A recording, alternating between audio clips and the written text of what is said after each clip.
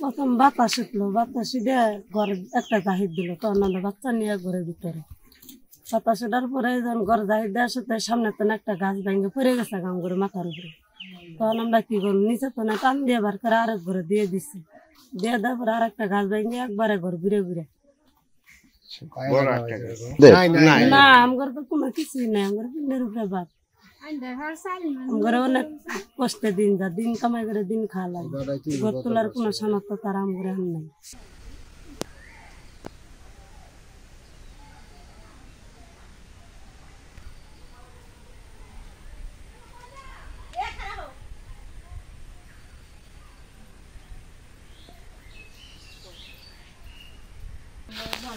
ঘর হাতে নেই বাবা, কত কত বেঞ্চানা কয় খেতে দে।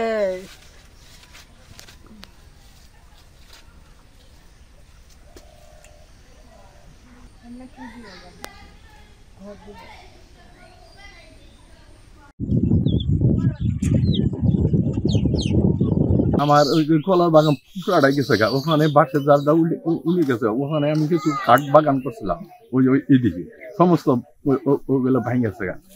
হ্যাঁ, এখনকার তো অনেক পরিস্থিতি খুব খারাপ, সব কিছু ইয়ে গেছে। কমপক্ষে তো আমার 1 লক্ষ টাকা আমার ক্ষতি গেছে। আপনার নাম? মোহাম্মদ হাবিবুর রহমান। ঠিক আছে।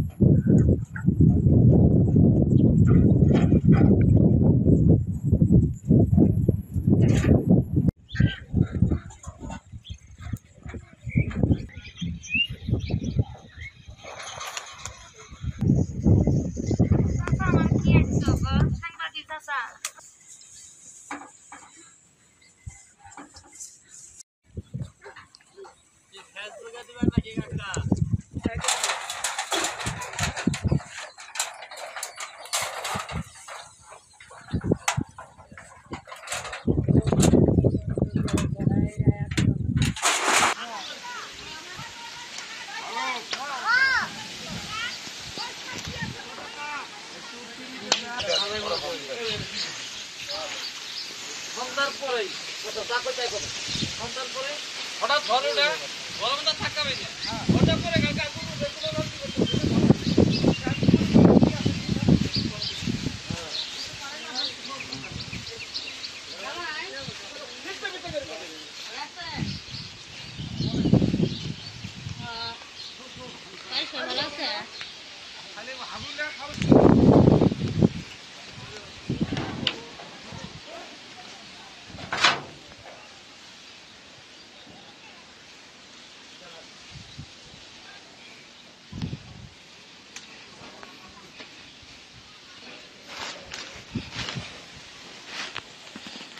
তুফানে পড়ে গেছে গা, পরে তাক টান দিয়ে নিয়ে যায় আমার ঘরে নিছি, তুফানের মধ্যে ভিজি ফুরিয়ে কাপড় আছে ভিজে, বুঝছেন। বুড়ে মাও বেড়া দুন্ডাই মরছে, 2টা পোনাই ঢাকাত, এটা ওরা করি খা।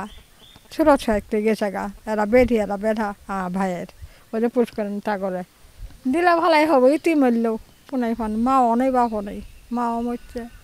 ঘরটা ভেঙে পড়ে গেছে, ঘরটাই আসল আসল আসছিল, আর কিচ্ছুই নেই।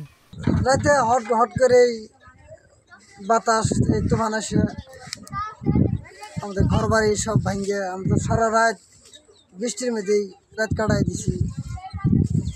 কি করবো, অনেক কিছু ক্ষতি হয়ে গেছে, থার জায়গা নাই, কই থাকবো।